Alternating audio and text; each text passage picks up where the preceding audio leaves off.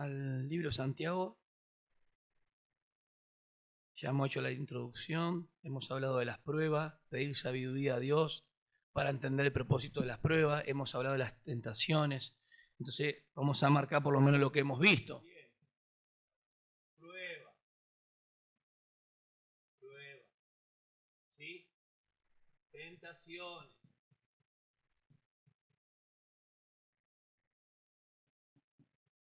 Y acá, si se acuerdan bien, hablamos del cebo, ¿sí? ¿Está bien? La palabra.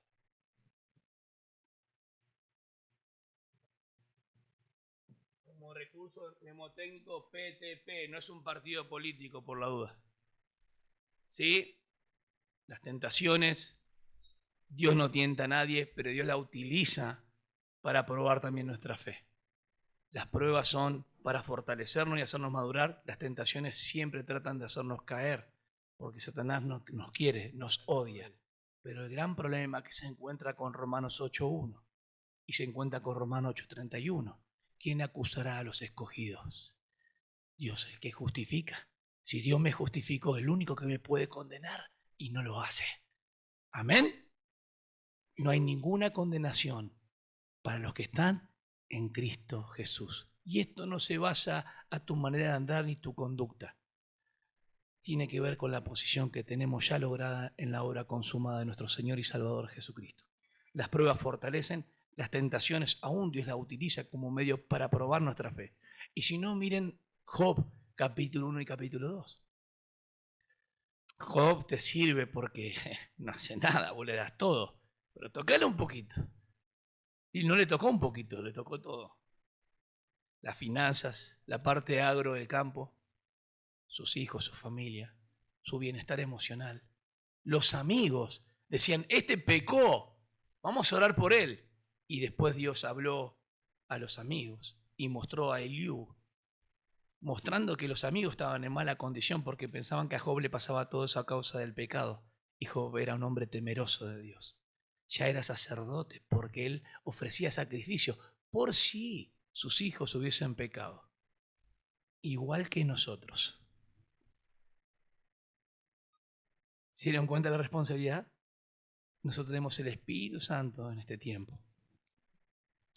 Dios venía con su Espíritu Santo y no moraba como nosotros, pero no era tan distinto en el sentido de que el Señor los utilizaba, los capacitaba y los guiaba. Nosotros hoy con el Espíritu Santo aún morando en nosotros, pedimos dirección en el mundo, consejo a las personas que no creen en Dios y que van en contra de la palabra. Por eso estamos como estamos. Por eso el país está como está. Porque los gobernantes se meten en brujería, con curandero, en esa forma estoicista, altruista de querer hacer el bien por los demás. Se meten en cosas que ni entienden. Parece a los doctores de la ley en Timoteo. Y ni saben. Quieren gobernar y juran sobre una Biblia. Pero al Dios de la Biblia no lo conocen. Y tampoco lo toman en serio. Porque si lo conocido, su eterno poder y deidad se hace claramente visible por las obras manifiestas de la creación, en criollo, ni les tinga, no les importa. Pasa como piel de foca el dicho popular. Pero nosotros debemos orar por nuestros gobernantes, porque son servidores de Dios. Porque Dios no hace excepción de persona y puede ser que entre ellos alcancen salvación. ¿Amén? Nosotros no somos mejores que ellos. Lo que estoy diciendo es de cómo la corrupción ha afectado todas las áreas de nuestra vida, social, política, religiosa, pero cómo ha afectado a nuestra familia. Cuando las tentaciones golpean a nuestra barca y nosotros somos bien receptores de esas tentaciones, no digan que la fuente de tentación es Dios. No hagamos a Dios culpable, sino que uno es atraído y seducido como este cebo, entrampado como una trampa. El cebo que se le coloca en anzuelo, el joven que es desviado por el camino de la ramera. Son las tres figuras que utiliza. Ramera, prostituta, lo que dice Proverbio, la mujer extraña. No escuchemos al dulce cantor. ¡Ay, qué lindo! Hablo de la tentación. Huyamos de la tentación. Resistamos al diablo y Él huirá de nosotros. Acuérdense que las ovejas que el enemigo va a devorar, ¿cuáles son? ¿Las que están dentro del redil pastoreadas por el Señor? No, porque tiene vida abundancia. La que está por ahí, media tonta, cae, se desvía, y el Señor igual la va a buscar. Y de vuelta la oveja media terca va ahí. Con falta de sabiduría y entendimiento va ahí, se va solita. No quiere aprender con el resto, no quiere instruirse. La palabra de Dios es el alimento para nuestras vidas. Emocional, querer estar bien emocional. Ay, me pasa de todo. No sé si alguna maldición hereditaria, congénita. Buscamos maldiciones por todos lados y el gran problema es el pecado que está en nosotros. ¿Saben que el Señor lo ve todo? ¿Saben que el Señor expresa en cuanto a la ley que es perfecta en Salmo 119? Léanlo de más adelante. Él conoce nuestros pensamientos. Él conoce cuando yo mando un mensaje a alguien con intención. Ah, sí, David. Él conoce. Él conoce cuando chateo con una hermana en Cristo. Aleluya. Él conoce cuando una hermana chatea con un hermano. Él conoce los pensamientos, las intenciones. Cuando los pastores quieren consolar a alguien y decir, ¿sabes qué? Venid a mi oficina. Te voy a dar un consejo. Él conoce. No se juega con el pecado. Él conoce nuestras impurezas y nuestras inmundicias. En el valle de Cedrón, cuando se sacrificaban los animales, el torrente que pasaba llevaba todas las inmundicias. Esa parte está diciendo. Las vísceras, las tripas, todo lo que no sirve afuera. Eso es lo que está haciendo alusión. Las malezas sí, porque va a la parte de sacar las malezas. Pero la palabra, si está implantada en los corazones, es la que puede hacer que las malezas salgan, no al revés. Por eso el título hoy es la receptividad a la palabra de Dios. Santiago capítulo 1, versículo 19 al 27, abordando el versículo 18 al final. Dios es bueno. Dios es bueno, toda buena dádiva y todo don perfecto desciende del Padre de las luces, en cual no hay sombra de variación. No muta nuestro Dios, amén. Dios es luz hoy, mañana y siempre. ¿Cuántos dicen amén? Bien, me gusta, esa forma me gusta, que estén atentos a la escritura. Dios es luz. A ver, ¿por qué Él es luz? ¿Qué hacemos con la luz? En el Viejo Testamento y durante los Evangelios dice que no se esconde una luz debajo de un placar, de un mueble, porque la luz tiene que brillar. Pablo utiliza y dice, ustedes son luminares en el mundo. No somos sal y luz, o como la sal y luz. Somos luminares porque nosotros, la iglesia, cada uno de ustedes como individuo, tiene la gloria del Señor en sus vidas. Tiene el Espíritu Santo. El tema que si no se manifiesta, ¿cómo va a irradiar a los demás? No sean tropiezo entre los gentiles. ¿Cómo? Los gentiles pueden ser... nosotros podemos ser tropiezo a los gentiles, los que no te conocen, Señor, sí, más vale. Por el testimonio. Pero si un gentil ve algo en vos, te va a decir, ay, hay algo distinto en esta persona. El día de su visitación, según Pedro, cuando le llegue y le amanezca, va a decir, esto era lo que vos tenías, esto es distinto. No eran tu fuerza, era la vida de Cristo. Amén. Pero si sos un mal testimonio, posiblemente nos encontremos en la congregación y dicen, no, a este sabe cómo lo conozco. No queremos eso, ¿no? Qué bonito es cuando hablan bien de vos, decía mi papá, y qué feo es cuando hablan mal de vos. ¿A quién no le duele? ¿A quién no le duele cuando hablan mal? Aunque uno pone todas las mejores, ¿no? Siempre hay un pelo en la leche. ¿Es así o no? Pero nosotros procuraremos avanzar y seguir adelante. Porque amamos al Señor, debemos amar a nuestro prójimo. ¿Es así? Obrado por la ley del amor que es en Cristo Jesús. La ley de Cristo es mucho más elevada que la ley de Moisés. Habéis oído que Moisés dijo esto, el sermón del monte, mas yo os digo esto. La ley del sermón es mucho más fuerte. Pablo dijo, el mandamiento, yo al mandamiento estaba muerto. O sea que Pablo vivía en cuanto a la justicia, porque el mandamiento estaba muerto. Él pensó que calificaba como fariseo, como judío. Los judíos se jactaban porque la limosna, el diezmo, la religiosidad, el servicio de adoración. Todo esto era superficial. ¿Y el amor y la misericordia dónde estaban? Claro.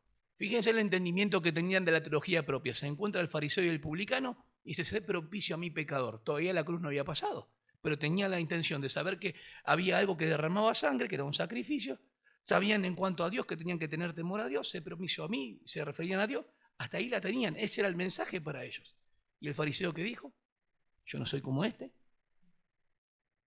Nacía pito catalán, ¿no? Yo diezmo, ofrendo, o esto y aquello, pero este no merece nada. Si seguimos leyendo la escritura, el que se dio justificado en su actitud de corazón fue el publicano primero. Nos encontramos 3 personas, un levita, un sacerdote. ¿Y qué pasó? Una persona herida en el camino, pasa uno, se va a la reunión de alabanza, se va el sacerdote, va a hacer los sacrificios, siguió de largo. No se dice el nombre de la persona, eso es interesante. ¿De quién está tirada ahí? No importa quién, pero vino el samaritano, el que era la peste, el veneno. Y lo levanta, venda sus heridas y demás. Eso es un favor inmerecido, no lo merecía la persona. Y no tenía tal vez relación con el samaritano, pero él lo hizo y mostró que misericordia, misere, pasar la miseria por su corazón. Dios hizo eso en Cristo por nosotros. Misericordia. Y cuando es gracia es el amor en descenso en la cruz del Calvario. Santiago no le está hablando solamente a judíos, le está hablando a judíos que habían creído en Cristo. Vamos al versículo 18, para arrancar de ahí. En el ejercicio de su voluntad, Él nos hizo nacer por la palabra de verdad, para que fuéramos las primicias de sus criaturas. Acuérdense, las primicias, una de las fiestas, el primer grano de la cosecha se llevaba delante de Dios. Y eso era, esa parte era por el todo que quedaba allá. Cristo es la primicia. Cristo es el primogénito entre los muertos. ¿Saben por qué resucitaremos? Aleluya, las hermanas saben de cristología. Saben que la resurrección es vertical. Hay un desconocimiento de las escrituras y puede llevar a no importarte la resurrección. ¿Qué me interesa a mí resucitar en mi cuerpo si estaré en la presencia de Dios? Haces muy mal. Porque si para esta vida nomás sirve Cristo, sos digno de miseria en el sentido, hablando fuertemente. Pero Cristo resucitó. Cristo vive. Y Él despertará los cuerpos que yacen en las tumbas. ¿Y qué pasó con aquel que fue tragado por un pez? Escuchen, hermano. Dios hizo del polvo de la tierra a Adán. ¿Va a tener algún inconveniente? Para nada. Dios crea todas las cosas. Dios conoce. El laboratorio perfecto lo tiene Él. Ni nosotros conocemos. Hicimos 206 huesos más uno. La estructura. Todo lo que es un laboratorio del cuerpo, cuando manda una indicación, cuando dice que hay fiebre, una infección, justamente por algo está mal, está reaccionando. Y la iglesia, cuando hay algún malestar, es porque está reaccionando y eso tiene que salir. Y la palabra hace eso. La palabra hace eso. Esto sabéis, mis amados hermanos, pero que cada uno sea pronto para oír, tardo para hablar, tardo para la ira. Una triada, ¿no? Tardo para oír, tardo para oír, dije, sea pronto para oír, ya empecé mal, tardo para hablar, tardo para la ira. Según dicen que uno de los estoicos descubrió, por decirlo así, fue el primero que lo dijo, la mención es que descubrió él, dijo, mira que el hombre tiene 2 oídos y una sola boca. No me miren a mí, pues yo estoy en el proceso. Es para escuchar mucho más y hablar menos. Y la boca está, como le dicen, con tapiales, decía, por los dientes y la lengua, está adentro. Eso sí, pero decía tapiales en cuanto como una pared, ¿no? Y me llamó la atención que, siendo algo que es tan visible para nosotros, muy pocas veces lo usamos. Y yo le soy sincero, hermano, de todo corazón, que si hacemos una introspección y un autoexamen, todos van a caer en el error. ¿Quieren que le diga por qué? Porque puede pasar todo un año y yo a vos no te pregunto cómo estás, hermano. ¿Querés que yo te escuche? O al revés, vos no me preguntas cómo estoy, sino que solamente querés vos decir lo que vos tenés en tu corazón. Y eso nos pasa aún como iglesia y debemos cambiar. Amén. ¿Es así o no? Nos sentamos con el que tenemos afinidad y con él estamos todo bien y nos conocemos, vidas completas. No hay problema, una radiografía. Yo ya la conozco, no pasa nada. Pues nos conocemos, pasamos tiempo juntos. pero queda aquel que nos sentamos y es nuevo. Seguramente el nuevo tiene mucho para decirnos, ¿es verdad o no? Y si hablamos nosotros, copamos la parada y no dejamos escuchar ni cómo conoció al Señor, ni de dónde viene, ni cuántos hijos tiene, pues cambiamos todas las cosas. ¿Es así o no? Es así, porque estamos centrados en lo que nos pasa siempre a quién, a nosotros. Y yo oré al Señor por esto y el Señor está haciendo un cambio muy pequeño dentro de mi ser y lo alabo al Señor. Amén. Estoy abierto a la enseñanza, estoy abierto a lo que el Señor quiera hacer, pero evidentemente yo hablo más de lo que escucho. Por lo menos yo. ¿Hay un propósito en las pruebas o no? ¿Por qué se ríen los matrimonios? ¿Por qué se ríen? Son pícaros, ¿eh? Esa risa, ¿no? En los matrimonios pasa. Hay uno que el que más habla o el que más escucha, ¿o no? Pero también tenemos que saber escuchar. Porque si no dice, cortá la LT4 y listo.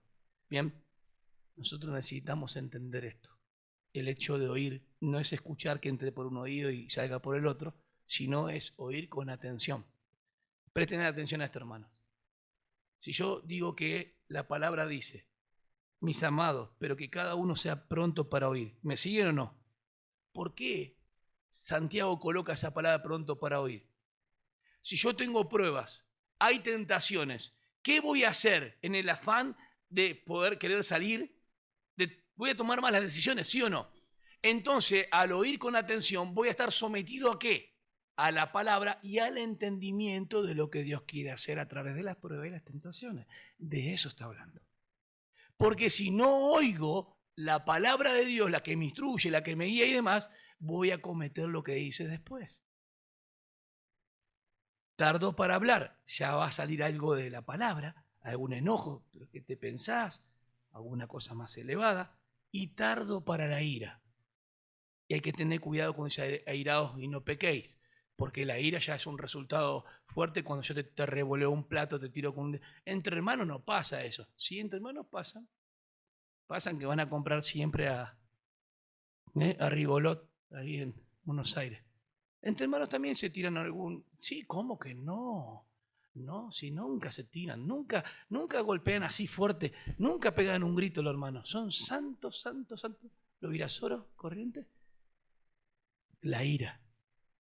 Yo expresé mi testimonio delante de usted y el Señor ha obrado en mi vida y sigue obrando. Hasta el final tiene que ser. Hasta el final tiene que estar ahí. La carne tiene que estar ahí abajo.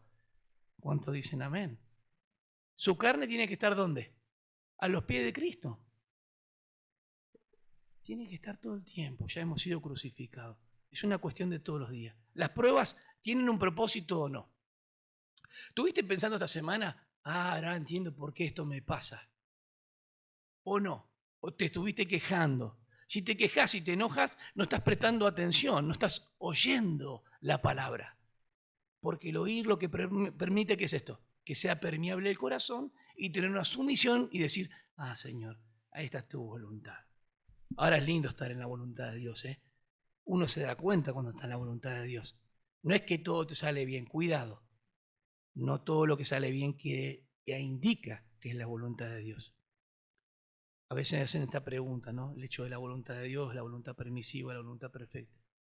La voluntad de Dios lo que hace, trae quietud al alma, trae paz en la mente, trae consuelo y no se va al gozo.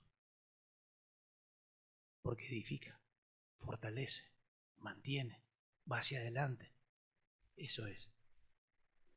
Yo te pido, Señor, en tu voluntad, y ya viniste con 15 meses proyectando vos solo y lo pones a Jesús como el de té, viste, al final. Pero en realidad tomaste vos las decisiones. Santiago escribió, la fuente de la tentación, ¿quién es? ¿Es Dios? No, puede venir de dos lugares. ¿Cuál es? Satanás y de adentro mismo. Y hemos dicho que así como la parte biológica está el engendramiento, la concepción, la gestación y el alumbramiento. Así hace el pecado. Viene la tentación, somos atraídos y seducidos. ¿Y qué pasa? Cuando caemos en pecado da luz la muerte. Para el cristiano, para que no digan, ay, tengo terror a la muerte. La muerte para el cristiano, el que cree en Cristo, no morirá eternamente. La muerte es un estado de separación. Aún para el incrédulo también, ¿eh? Pero el que tiene Cristo tiene la vida eterna. Entonces para el cristiano puede ser una disciplina prematura. Sí, Dios disciplina. Dios puede disciplinar. Hebreos 10, 29 al 31 dice, horrenda cosa es caer en manos de Dios vivo. ¿A quién va a disciplinar él? A sus hijos, porque los ama. A David también lo puede disciplinar. Espero que no. David tiene que comportarte bien, porque esto estaban haciendo la terrible, ¿eh? En la sinagoga que estaban, algunos casi no se miraban, no se compartían ni el mate, ¿eh? Se pasaban la yerba por WhatsApp, ¿eh? ¿Eh? No se compartían nada.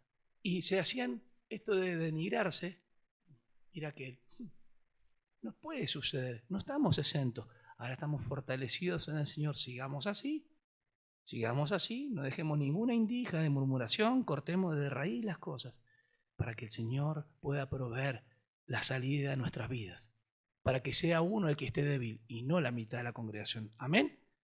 Para que los que están mal se puedan añadir en esta vida de camino, este estilo de vida con el Señor, y no que nosotros que venimos caminando nos opaquemos, bajemos nuestras fuerzas. No, las personas que van entrando en la congregación en que estamos deben empezar de a poco a leer las Escrituras, porque la salvación es individual y la santificación también es individual. Entonces cuando los carbones vienen súper encendidos en sus casas, no hay nada más que hacer, solamente presentarnos delante de Él. Y alabamos con gozo, podemos orar por los niños y estamos bendecidos, estamos gozosos. Después salimos y seguimos disfrutando. Pues la ira del hombre no obra la justicia de Dios. Por lo cual, desechando toda inmundicia y todo resto de malicia, recibid con humildad la palabra implantada que es poderosa para salvar vuestras almas. Yo veo del versículo 19 y el 20, veo oír. ¿Sí? Versículo 21, recibid. Y versículo 22 al 25, ahora vamos a ver. Sed hacedores de la palabra, poner en práctica. Escuchen bien, la bendición más grande, estaba lindo el comentario, le agregaría al final la práctica. Porque podemos entender la voluntad de Dios en las Escrituras, pero entenderla o conocerla, el conocimiento pleno es ponerla en práctica. ¿De qué me vale ser inteligente, decir que el cigarrillo me hace mal si no lo aplico? Eso no es ser sabio, es tener inteligencia. Lo mismo nos pasa en las Escrituras, podemos conocer muchísimo las Escrituras y si no la ponemos en práctica, la verdadera bendición y el énfasis centrado acá, ¿cuál es? Hacer lo que dicen. Hacer lo que dicen, claro, hacer lo que dicen las Escrituras. Entonces vemos, repasamos, oír, recibir, dice el versículo 21, y ser hacedores de la palabra, versículo 22. Y no solamente oidores que se engañan a sí mismos. ¿Por qué lo decían? Porque los judíos se jactaban. Era muy superficial su religión. Era de apariencia. La verdadera religión, lo va a decir al final en el 27. La verdadera religión, hermanos, préstenme atención a mí ahora, porque quiero mostrarlo con el ejemplo. La verdadera refleja, ¿me siguen? La verdadera religión, la praxis, la parte práctica, es en mi conducta, refleja la conducta hacia las viudas y los huérfanos, que es un cuidado, la conducta del cristiano, pero refleja la excelencia moral ante Dios. Porque me guardo, me salgo del mundo, las manchas del mundo que me pueden hacer. Esa es la excelencia moral que Dios quiere. Apartarme del pecado para vivir exclusivamente para Dios. La verdadera religión refleja la conducta del cristiano, en este caso viudas y huérfanos, entre nuestro caso que son la familia de la fe y el prójimo también, y refleja la excelencia moral ante Dios. Eso es piedad. Dios no necesita piedad, como expliqué muchas veces. La piedad es adorar a Dios bien, adorar en serio. ¿Por qué es importante esto? Porque la mitología griega, ¿qué decían los griegos, por ejemplo? Daban sacrificios para que Dios no lo destruya. Sus semidioses, sí, los dioses, el panteón de los dioses no lo destruya, los castigos y demás. Sin embargo, nosotros entendemos que tenemos paz para con Dios, porque hubo una persona, sí, justamente, un ser divino, que se hizo carne por nosotros. Y el castigo de nuestra paz fue sobre él.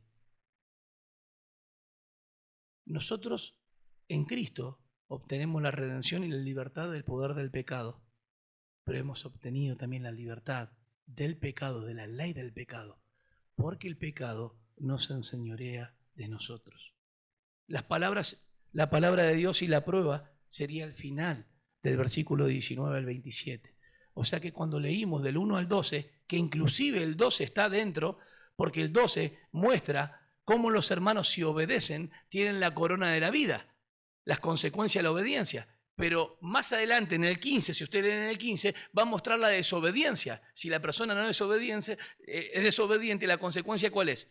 Que engendra esto, concibe esto y alumbra esto, la muerte. ¿Me explico? O sea, que el obedecer a la palabra, hay consecuencias, hay la corona de la vida. Y hay muchos teólogos que dicen que es acá. No. La fidelidad acá mostrada será recompensada en los cielos. Y la corona de la vida es una. ¿Para quién? Para que todos los hermanos en la fe se mantengan en fidelidad a través de las pruebas. Las tentaciones están también. Dios no tienta a nadie. Vemos la bondad de Dios y la responsabilidad humana.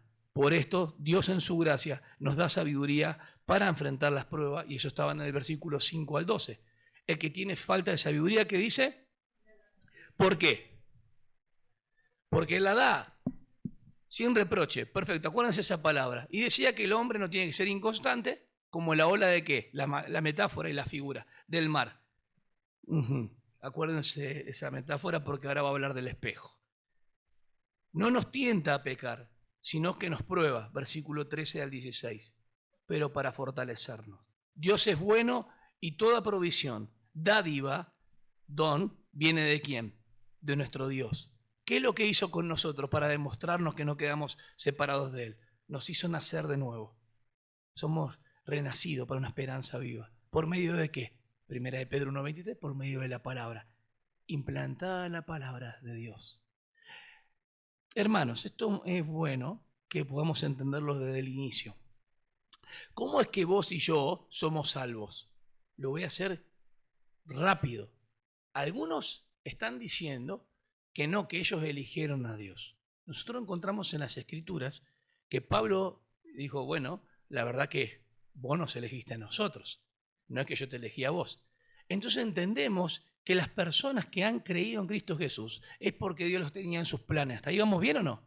¿O alguno cree que está acá porque es mejor que el otro o porque él positivamente respondió al llamado por su fuerza? Creo que ninguno de esos, ¿no?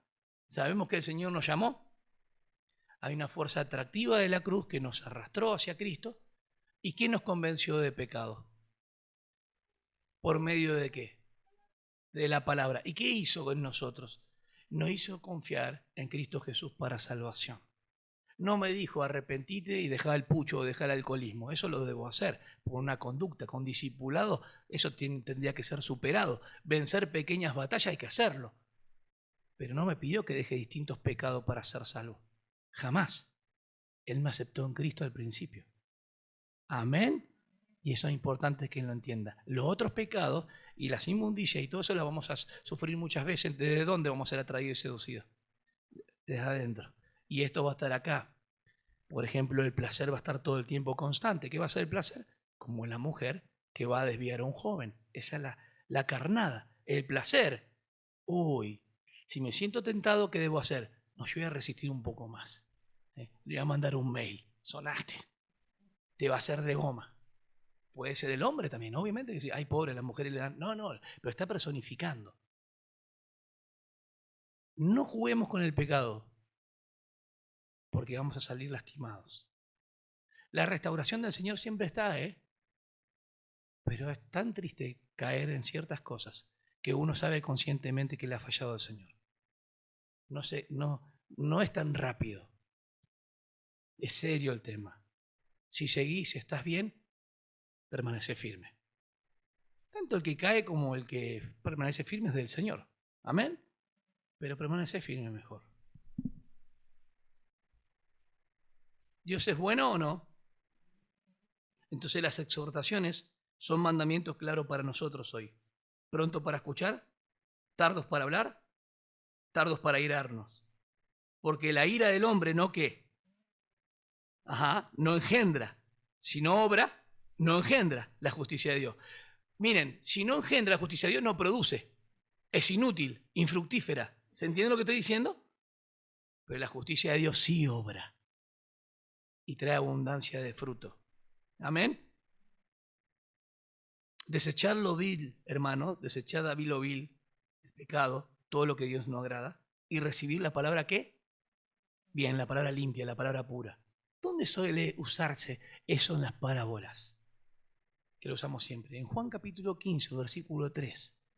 Porque Él limpia. No, el sembrador ya pasó, ya acá creció un pámpano. Y Él limpia para que den fruto, más fruto y mucho fruto. Recibir la palabra, hermanos. ¿Es apta? ¿Es poderosa para qué? La palabra difícil dice para salvar nuestras almas. No dice eso. ¿Para salvarnos de qué? Del error, de la contaminación del pecado. La palabra soteria, salvar, es salvar de algún peligro, liberar de un peligro, de algo, de alguien. No tiene que ver con perdición en cuanto a salvación eterna. ¿Se entiende? No tiene que ver con condenación. Un cristiano está seguro en la roca, está en Cristo, tiene certeza, seguridad y promesa de que están en el Señor de principio a fin. La palabra de Dios es poderosa y apta, hermano, ¿para qué? Separarnos del pecado. O sea que por la palabra, yo estoy siendo tentado de adentro. Encima tengo pruebas afuera, tengo mi familia, tengo mis hijos que no sé qué le está pasando, en mi estudio no me está saliendo bien, llego a casa y no está todo ordenado, imagínense eso, pobre, ¿no? Un cóctel de cosas. Hacen así tipo un brebaje y tienen de todo colores. ¿Qué hago? ¡Ah! Saco el Sansón de ahí y rompo todo. Hermanos, vamos a ser sinceros. Si hay un despiole en la casa, las hermanas mujeres que son muy ordenadas y los esposos no son ordenados, pónganse las pilas. A ustedes les hablo y a mí. Porque esto enfurece y la ira puede suceder en pocos segundos.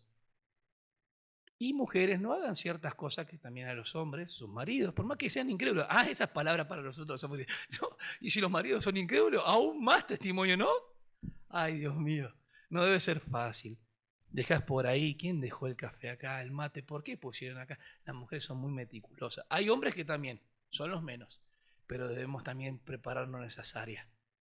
Y cuando algo está por suceder, ustedes hagan Gus Brava y salgan. ¿Vieron la película Locos de Ira? Bien, se juntan todos, estaban todos mal. Y el Señor nos ha dado promesa. Lo digo en chiste y lo digo a la vez en serio. Son luchas que tenemos que afrontar cada día. Lo triste es darnos cuenta muy tarde de esto. Si a mí me hubiesen enseñado a lidiar con el tema del pecado por medio de la palabra, yo no hubiese sufrido tantas consecuencias. Pero yo sabía que hacía, en ciertas cosas que caía, volvía a reincidir en el pecado porque quería salir con mis fuerzas. Y reincidía de vuelta. Y volvía como a crucificar a Cristo en la cruz. Y le fallé muchísimo al Señor. Pero cuando la palabra se abrió, me dio entendimiento. Me dio luz. Y soy esclavo de esta verdad. No ignoro. Y con conciencia quiero servirle con una fe no fingida. No con hipocresía. Con un amor puro a mi Señor. Amén. Y yo sé dónde está el peligro. Ustedes también. Toda contaminación. Oro siempre por ustedes, mis hermanos jóvenes, quiero que lo sepan. Oro por mis hermanas viudas y aquellas que no quieren saber nada del género masculino. Oro por ustedes. Oro por ustedes. ¿Y saben por qué lo digo?